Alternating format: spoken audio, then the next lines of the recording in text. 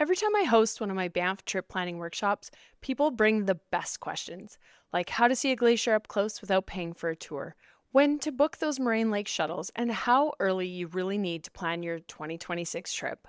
These were such good questions that I turned them into this week's episode. So if you're planning your Banff trip for next summer or fall, grab your notebook and let's dive in. Welcome to the Banff Travel Podcast. If you're new here, I'm Celine, Brewer, a local Canmore resident helping travelers plan unforgettable trips to Banff National Park and the surrounding area with local tips, insider advice, and stress-free itineraries. October has been an interesting month in my house. The kids were off school for the majority of it due to a teacher strike here in Alberta. I also spent an incredible week in Jasper National Park.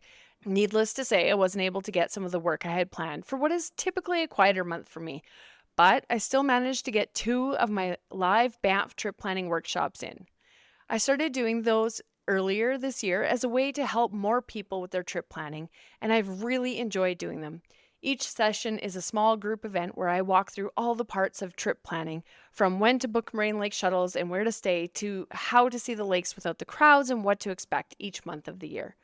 People come with real questions, and I give them honest local answers to help them skip hours of research. Now, before we continue, I want to say a huge thank you to everyone who joined my Banff trip planning workshop so far this year. And I'm also going to do something a little different today by sharing a little more from those workshops with you, my listeners. In today's episode, I'm sharing some of those real questions that came up in my October workshops and the advice I gave live. And if you missed the last workshop, don't worry. I have one final Banff trip planning workshop happening in 2025 on Thursday, November 13th at 6 p.m. Mountain Standard Time. You can save your seat at banfftravelplanning.com/live or through the link in the show notes. And don't worry if you can attend live. Everyone gets the replay, plus you'll get an opportunity to submit your own questions, which I'll answer in the workshop and in an email to you. The format of this is going to be a little different than what I normally do. I'm going to do it more as a question and answer, but you're still going to get a lot of the great information, and it allows me to jump from topic to topic that way. Again, as I said, these are real questions that came from other travelers just like you who are planning their trips for 2026. So a lot of these are going to apply to you and your traveling. For some of them, you may have already heard this information in other podcasts that I've done. However, I think that it never hurts to hear it again, and you might get a few little tidbits for your own trip planning. So let's start with question number 1. What are the options available to visit or see a glacier?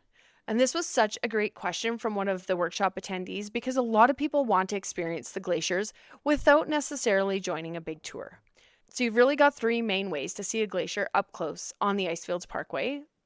First is the Columbia Icefield Adventure. Now, this one, of course, is a big tour and is a little bit more touristy, but you'll ride one of the all-terrain buses right onto the Athabasca Glacier, so one of those big ice explorers. As I said, this one is a paid tour, and it will be a large group of people. A second option is you could do a guided glacier hike, which I'd recommend for anybody that loves hiking and really wants to get out on the glacier. You'll get proper gear and a guide, and this is especially important since venturing onto the glacier on your own is quite dangerous. And a third option, which is really great for absolutely anybody, is to do the free Toe of the Athabasca Glacier Trail. It's an easy, short hike that gets you somewhat close to the glacier, but you can do this without a guide. And while you won't be standing on the ice, you'll be near enough to feel that temperature drop. Of course, there's lots of opportunities to see glaciers from other viewpoints, like the Crowfoot Glacier viewpoint, or you can do the Parker Ridge hike. The Wilcox Pass hike, even just to the Red Chairs, gets you some great views of the glacier. Not up close, but again, is still very impressive.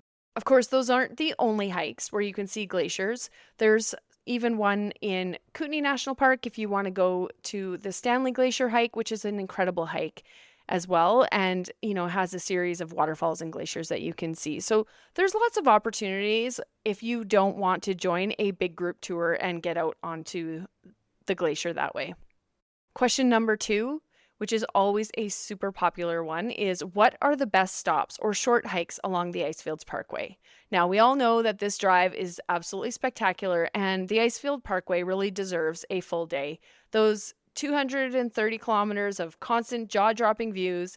So some of the best stops for photos or short hikes are Bow Lake, Peyto Lake, Vistaya Canyon, Athabasca Falls, and Sunwapta Falls. If you want one really rewarding, not too long hike, Parker Ridge is a fantastic choice. You'll get panoramic glacier views that are well worth it. Of course, I've put together my full list of the top 10 Icefields Parkway stops, which I'll link to in the show notes. And I always do recommend using that guide along app. And if you get my code in the show notes, it also gives you a 15% discount for that.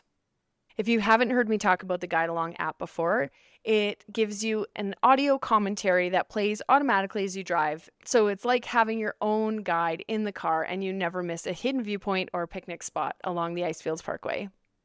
Question number 3. What are the pros and cons of visiting in July, August, or September? July and early August still offer wildflowers, but on the flip side, mosquitoes are usually worse in July, but again, every year can be different. July and August are peak season where everything's open, the lakes are thawed in that beautiful blue color, and the weather is the warmest. You'll have the longest daylight, but also the biggest crowds and the highest hotel prices. You've heard me say this multiple times before, September is my personal favorite. The weather is cooler, there's no bugs. Towards the end of the month, the large trees start turning golden. And if you're like me and you really like quieter trails and those crisp mornings, but still nice and warm in the afternoon, September really is a wonderful time to visit. Question number 4. How do I choose between the Parks Canada and Roam shuttles for Moraine Lake and Lake Louise?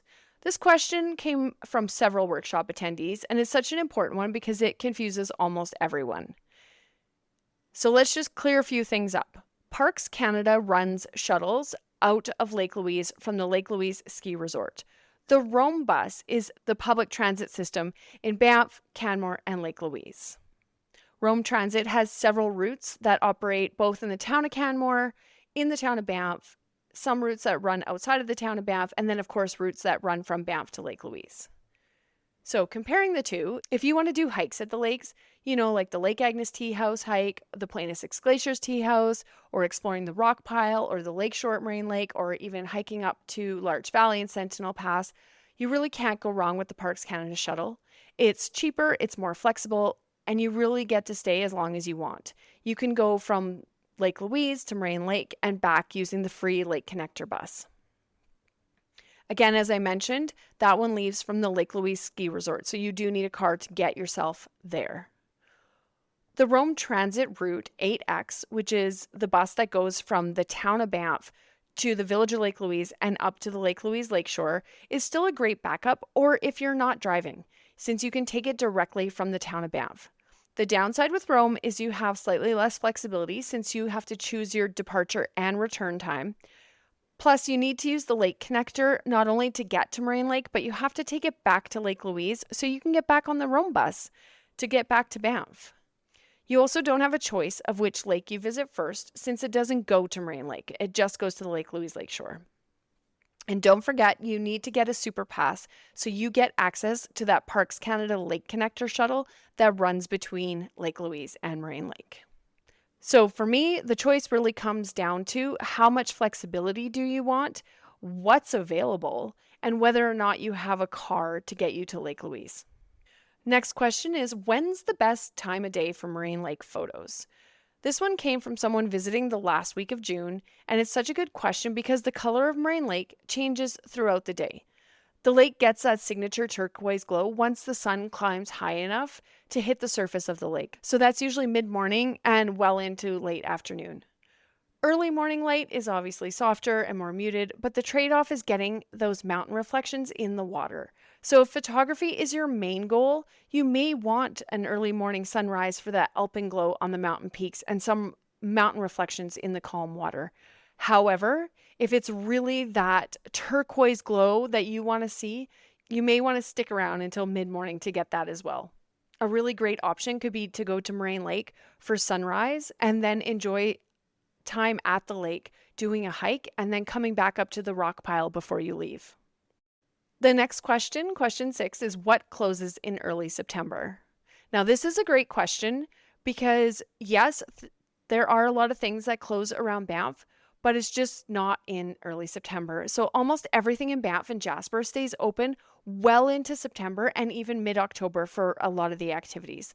Now, the only exception this past year was the Lake Louise gondola did close very early in September, but that was not typical.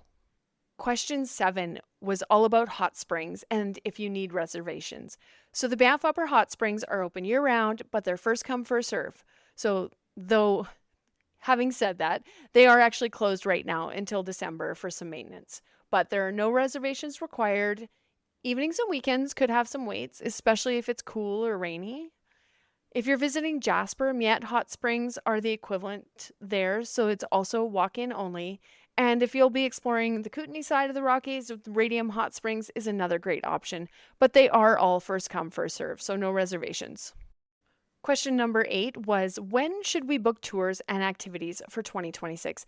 And this is an excellent reminder that planning early usually pays off, especially in a place as busy as Banff and Jasper, keeping in mind that Banff was also on the list of best places to travel in 2026 by National Geographic, so probably going to expect it to be a little bit busy as people are planning their trips for next year. So if you know you're coming and you know you want to do the things, it never hurts to book them.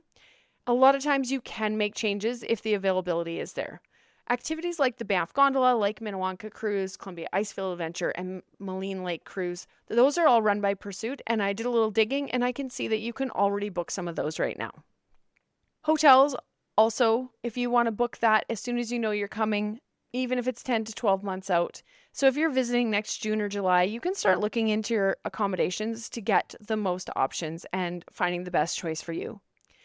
If you're camping, you want to mark your calendar for January when reservations for sites in the national parks are open for reservations for the entire season. We don't know the dates yet of that, but you can expect it to be in probably late January, as that's what it was this past year. Next question was, how many days should we spend in Banff and Jasper? This came from a workshop attendee who was planning 6 days and wanted to split it between the parks. Now, that's a great length of time to come and visit, and with that many days, I would usually suggest a 4-2 split. So 4 nights in Banff, 2 nights in Jasper, assuming it's actually 6 nights as well. From Banff, you can easily visit Yoho National Park, Lake Louise, Moraine Lake, Icefields Parkway, even Canmore, Kananaskis, around the town of Banff, obviously, and then enjoy a couple of nights around Jasper for its quieter pace and different scenery. Question number 10, is it realistic to do Moraine Lake and Lake Louise in one day? Questions about Lake Louise and Moraine Lake are probably the single most asked questions I get in both the Facebook group and in the workshops, and I get it, nobody wants to miss out. So, yes, it is absolutely doable to see both lakes in one day if you plan it right.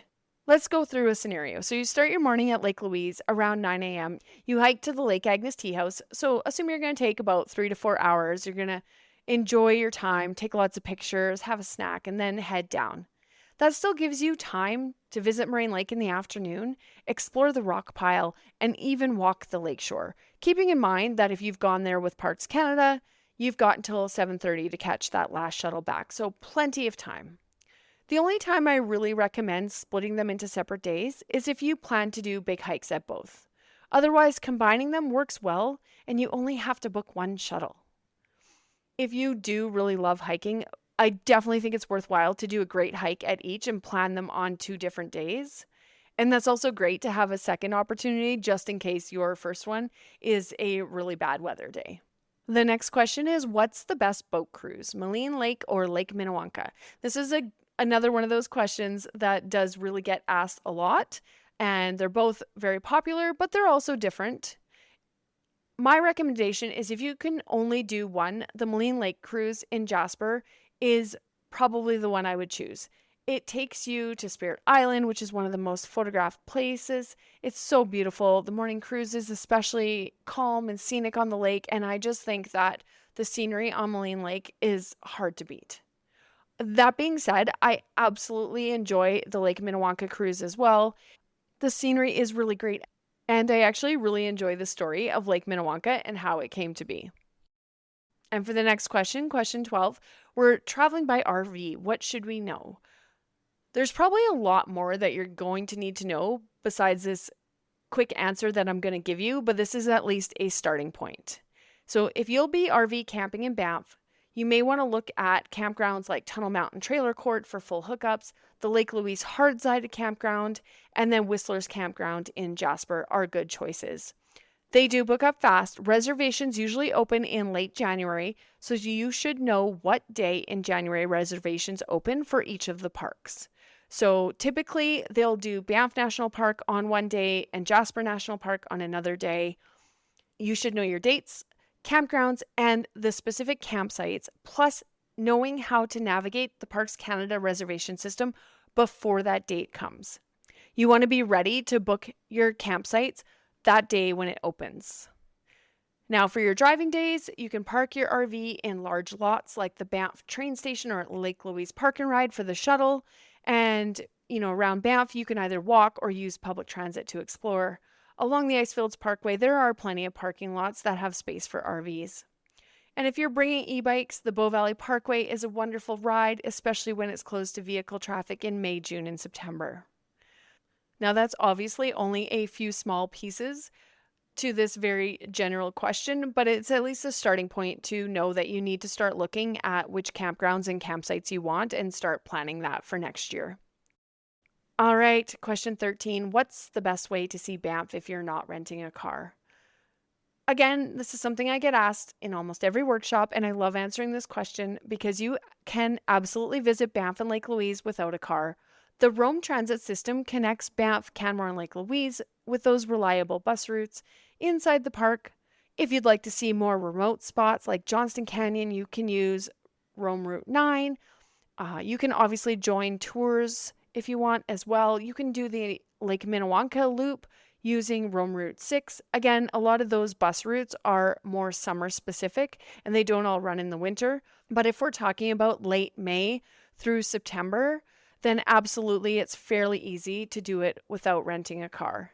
Especially if you base yourself in Banff or Canmore, both towns are incredibly walkable.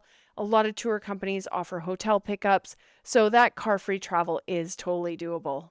If you're finding it challenging to put this together yourself, I actually have a 7-day car-free itinerary that's already done for you, and you'll find a link to that in the show notes.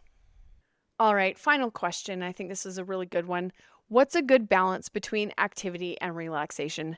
I absolutely get this. Some people want to have a slower paced trip. Maybe you don't want to see absolutely everything, or you don't want to be running from place to place, driving from place to place all day long. You maybe actually want to just take in some of the mountain scenery.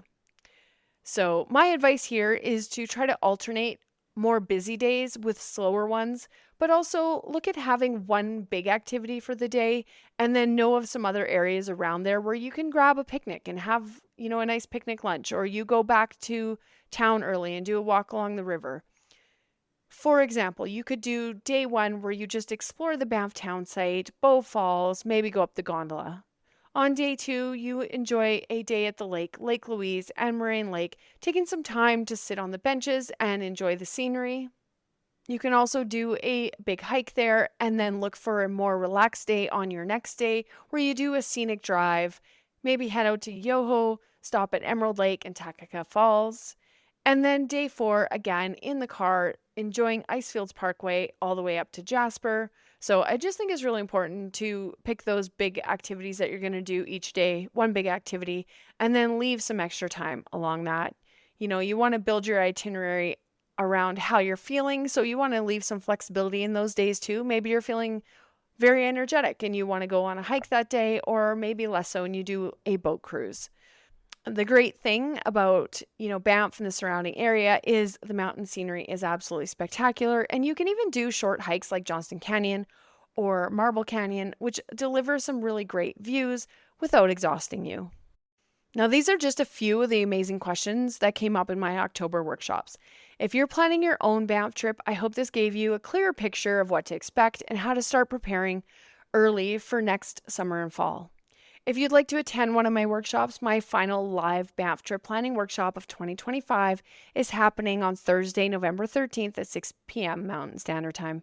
I'd love to see you there, and you'll find the link in the show notes, or you can go to banfftravelplanning.com/live.